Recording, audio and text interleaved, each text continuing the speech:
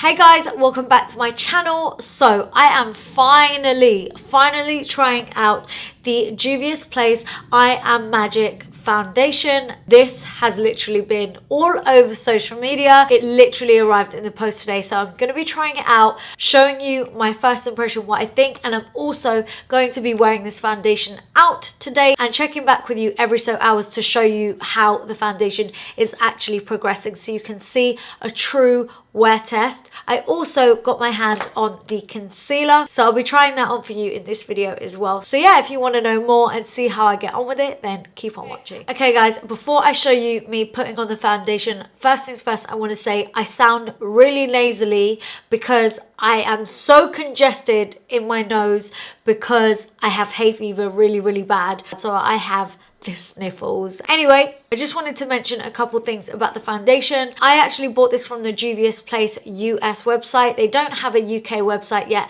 and they're also not stocked on Beauty Bay, even though their other products are on Beauty Bay. So yeah, that's slightly weird. I did purchase two foundations because I wasn't sure what shade I was, but I'll get into that in a bit. They cost $20 each, and then the concealer costs $14. In terms of shipping, because I couldn't get it in the UK, shipping was actually a bitch. I'm not gonna lie, it was $17, 17 something dollars, which is so expensive for what I'm purchasing because it's just these two tiny tubes and yeah, the tiny concealer. In terms of how much product you get for the price, you are getting 30 mils, which is great. In terms of the concealer, you're getting 10 mils of product for $14, which I don't think is bad at all. I think that's actually quite a steal. Yeah, it's just shipping. Like, why so expensive? Luckily, I didn't have to pay any extra fees when it did arrive in the UK. It was literally just $17, so I mean, I'm saying luckily, it's still shit. But yeah, I won't ramble on too much about it. You're gonna know all about this foundation by the end of this video. I'm just gonna get on with showing you swatches, putting it on, and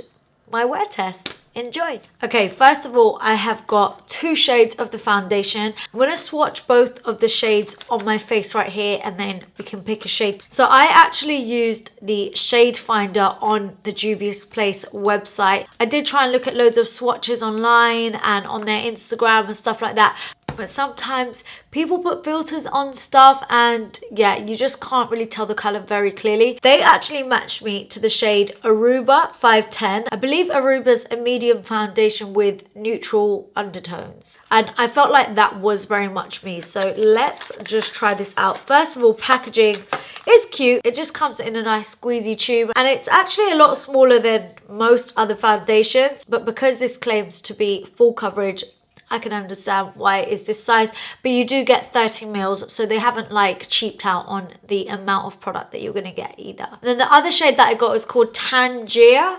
520, and I believe that this is just one shade up from Aruba. Okay, so I'm not going to worry too much about consistency and all of that right now. I just kind of want to get it swatched. That's Aruba, and this is Tangier, and oh my god, okay, it actually is really full coverage. Now I kind of want to just blend it out a little bit so that I can see what shade it's going to be, because when I swatched it on my hands earlier today, which is all I've done with this product so far, I felt like it did oxidize, and I feel like it already is. So I just want to blend it slightly so that I can see the true shade that it's going to get to.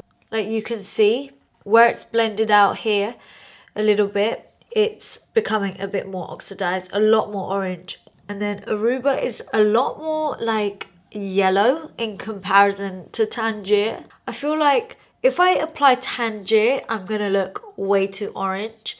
And if I apply Aruba, it's a bit of a safer bet, but it's still not a perfect shade, I would say. I feel like maybe if I mix the two, I could get a better match. If you can see, the match is just better because Aruba's a good neutral tone, but it's still very much on the yellow side. First things first, that's quite annoying that I am having to mix two foundations, considering there are 42 shades in this range, and there isn't one shade for me. And you know, when you have a full coverage foundation, you need the shade to be spot on pretty much, because that much coverage and the colors off is not going to look cute whatsoever. So what I'm going to do is I want to apply this foundation as I normally would. I want to go in with the products that I normally would with it, just so that I can get a fair judgment on it. So I'm going to apply one of my favorite primers that I would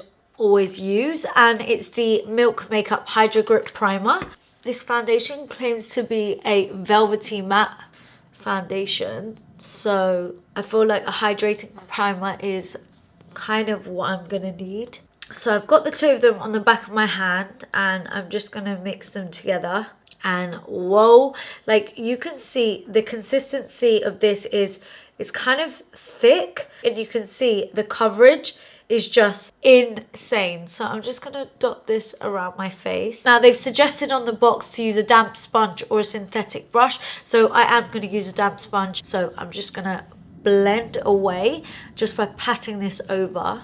I feel like that shade is not bad. It's still very yellow, but I have just blended it out, and I feel like it does need a couple minutes to settle and oxidize and do its thing. I'm so glad I mixed the shade. I think I definitely made the right decision by mixing two, because the shade actually doesn't look that bad. As it's oxidizing right now, I can see it's not that bad. Okay, so just looking at my face, I feel like it needs blending out quite quickly, just because it's very matte. It's definitely a foundation that dries quite quick, and then once it's dry, it's going to be a little bit stubborn to like actually blend it and move it around.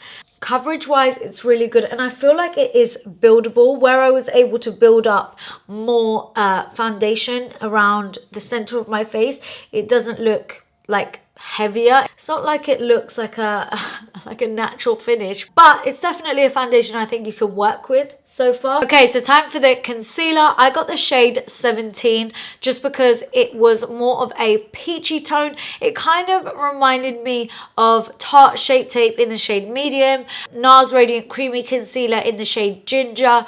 I wanted something that I can put on and I don't need to color correct with, but it's still going to be brightening. And if you've watched any of my like favorite concealer videos before, you would know that is what I look for. I want a concealer that is going to correct, brighten, but not look too orange, you know. I did swatch this on my hand also, and I feel like this also does oxidize slightly as well. In terms of the packaging for this is kind of big. It's a bit of a chunky little concealer, and of course you get this big doe foot applicator. So I'm just going to get this on where I normally would, just to brighten. And I feel like it is actually quite peachy, but oh my god, the coverage is just insane.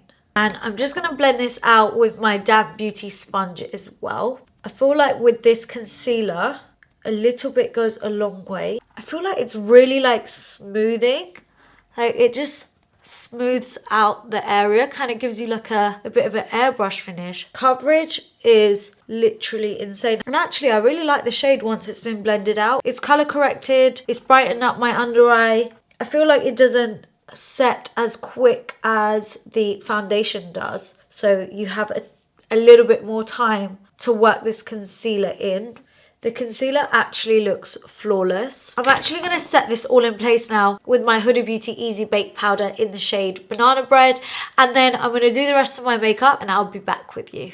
Okay guys, so I'm back. I've done the rest of my makeup. I'm just going to let you know how I feel about the foundation and concealer so far. As for the concealer, I feel like it's really nice and gives you an airbrush kind of finish. Back to the foundation. So far, I feel like it's nice, it's on, but where I haven't built up as much coverage, so around here, you know, not great. And I also feel like I've had to add a lot of highlighter or like, you know, glowy products onto my skin to make it look a lot less matte. I feel like it is very matte, like very, very matte. And if you have a dry skin, I don't think this is going to be a great foundation for you, to be honest. I have a combination skin, so over here is actually where I get a bit more dryness, so that is probably why it doesn't look as great around there.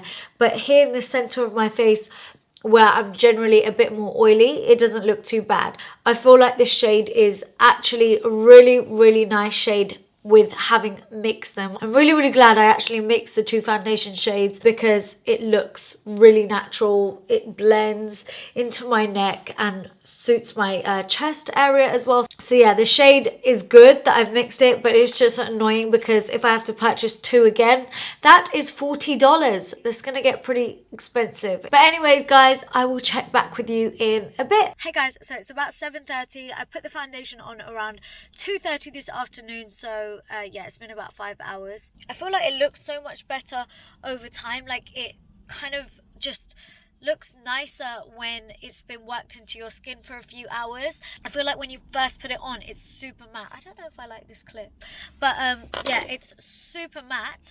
And yeah, when it's been on your skin for a couple of hours, or 5 in my case, it starts to look a bit more like skin but still nice and matte. So yeah, I'm liking it. And also, so far, it's not really like, I crease over here normally quite badly, but yeah, it's just there's a little line there, slight creasing, but nothing major. It's not like it's like literally, it's not like a crack of the earth in my face, which sometimes can happen. So yeah, so far I'm liking the foundation, and it's actually a lot better than I thought it would be, and I'm liking it more as the time goes on. But let's see how it is as the night progresses. Hey guys, so I just wanted to quickly catch up with you and let you know how I'm looking about 9 hours on, something like that. It's nearly 1 a.m. Sorry, it's been nearly 11 hours where I've been wearing this foundation. And let me just go up to my mirror so I can like get a proper good look and let me see what I think. Oh wow, okay, oils have come through. Okay, I got really, really oily in my T-zone, but it's been 11 hours. I haven't touched up my makeup once, haven't powdered it, I haven't done anything literally all day. And yeah, I mean, I thought this crease would get so much worse, but it's fine. Like, it's not actually that bad. So I'm really actually impressed. It's not separated anywhere.